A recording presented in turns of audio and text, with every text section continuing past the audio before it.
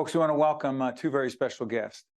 Nick Asselta is former New Jersey State Senator and board member of New Jersey Vietnam Veterans Memorial Foundation. Amy Osborn, president and CEO of that same foundation. Great to have you both with us. Good to be here, Steve. Nick, let me ask you, Nick. We've known each other for a while. You've been connected to public life in the state for a long time. Your connection to the New Jersey Vietnam Veterans Memorial Foundation. Talk about it, because I know it's very personal and poignant for you, please. Sure. When I was first elected to the New Jersey Assembly, I dedicated my legislative service to helping veterans because my oldest brother, who was 4 years older than me, served in Vietnam as a first lieutenant, was the commander of the Northern Forces of Saigon, protecting a capital city, and died in service in Vietnam in March of 1968. So that has been my mission legislatively. I did a lot of legislative pieces of legislation. Most importantly, we rebuilt the Vineland Veterans Memorial Home with Congressman Lobiondo, and that's it in a nutshell why I'm involved. You know, we have the website up, Amy, right now, because part of our role, we've been doing more and more programming, and frankly, not nearly enough on our veterans. We check out our separate programming on veterans homes. That is not the subject today, but there's a whole range of programming we need to do about our veterans and what their needs are and how we're not responding to their needs. That being said, as the website is up right now, Amy, describe the memorial and describe how people can be supportive beyond simply saying, and it matters to say thank you for your service, but it's not nearly enough. Please, Amy. Well, I think what I've noticed for visitors who come here for the first time is how shocked they are at, first of all, it's a sprawling piece of property. It's about 5 acres. And we have boots on the ground, Vietnam veterans as our tour guides. They call themselves docents. And it's a very special part of the experience. So I think for people to visit, and what Nick and I are really trying to do is get that publicity out there so that people know who we are, because we're finding, and I've been in this role for 6 months now, we're finding that people in Monmouth County don't even know we're here. And we're the only place of its kind in the country, Steve.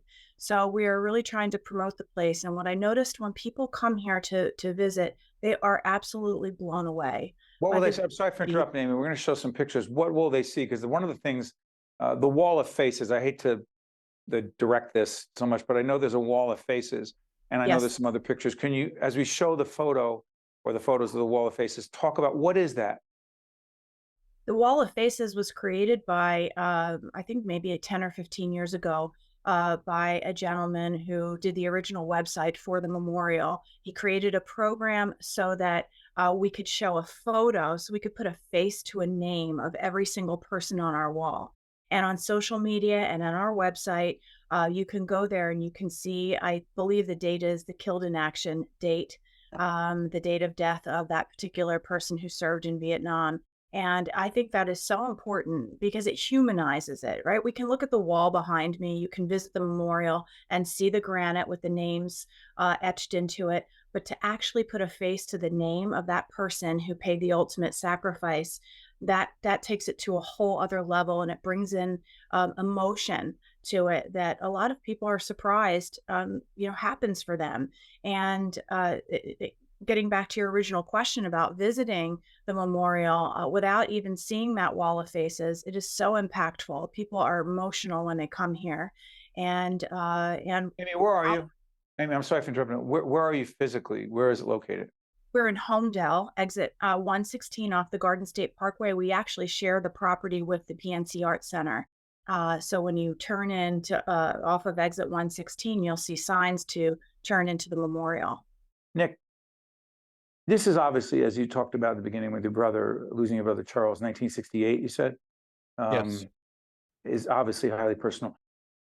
To what degree do you believe, Nick, that for public officials, that you've been around a long time, politicians / public officials, government officials, beyond what they say, how committed do you find most people in government who can do something to show our veterans particularly Vietnam veterans, how much we care. How much action is there compared to the rhetoric, please?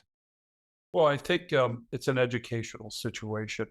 I've been embarking on this educational situation to rebuild the museum and do an addition that is going to be very important and impactful because most of these Vietnam vets are aging out. They have many artifacts and they're dropping them off at our doorstep to display. We need an expansion. We need help from government. We need help from state government in particular.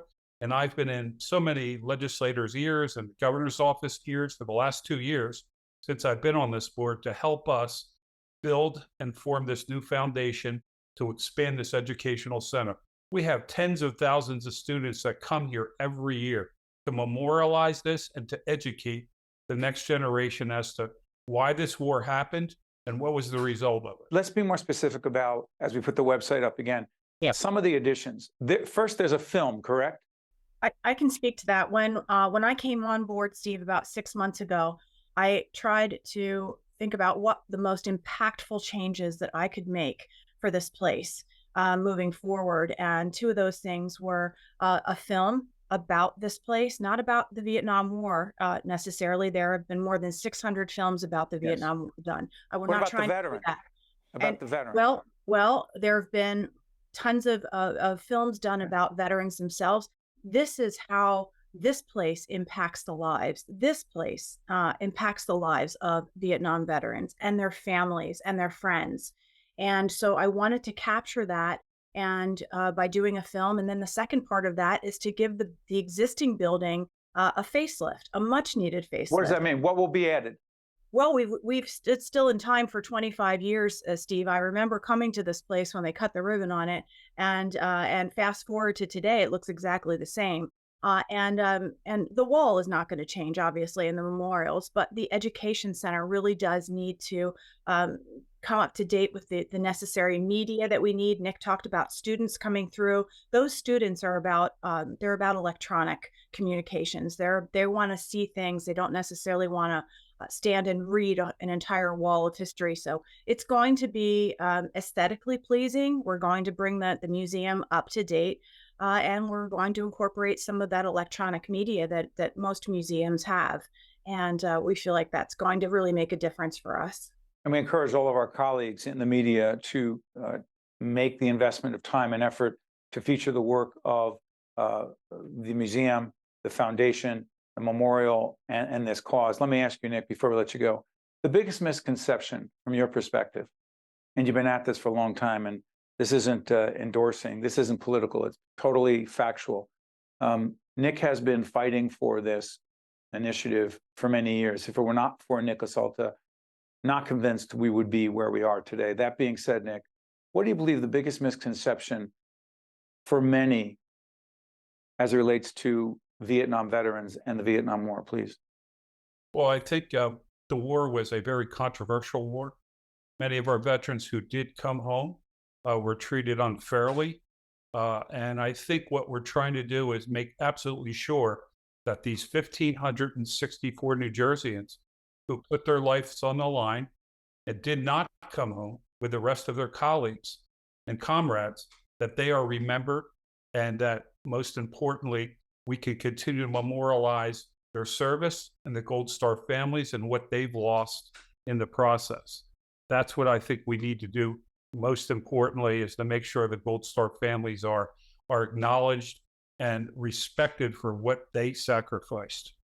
Amy, 30 seconds. Why should people go to the memorial? 30 seconds. It's life-changing. I promise you it will be life-changing. And we are here to honor the sacrifices of everyone on this wall. And when they come here, they will see for themselves why it is so important that this place remain here and that it continue moving forward. That being said, to you, Amy, to you, Nick, this will not be the last program we do dedicated to this cause and greater public awareness. I want to thank both of you for your work and just thank you. You'll be back. I'm Steve Adubato. These are two folks doing important work. We'll see you next time.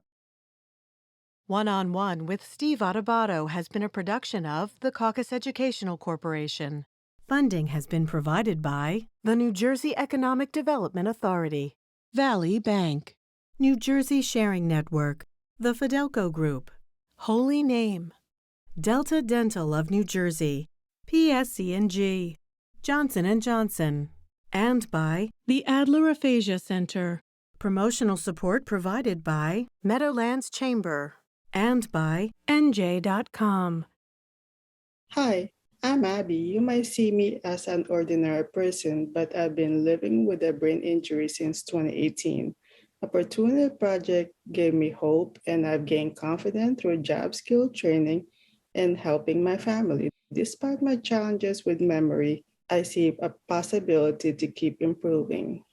If you have a brain injury, you don't have to face your road to recovery alone. Learn more about Opportunity Project and its partnership with Children's Specialized Hospital.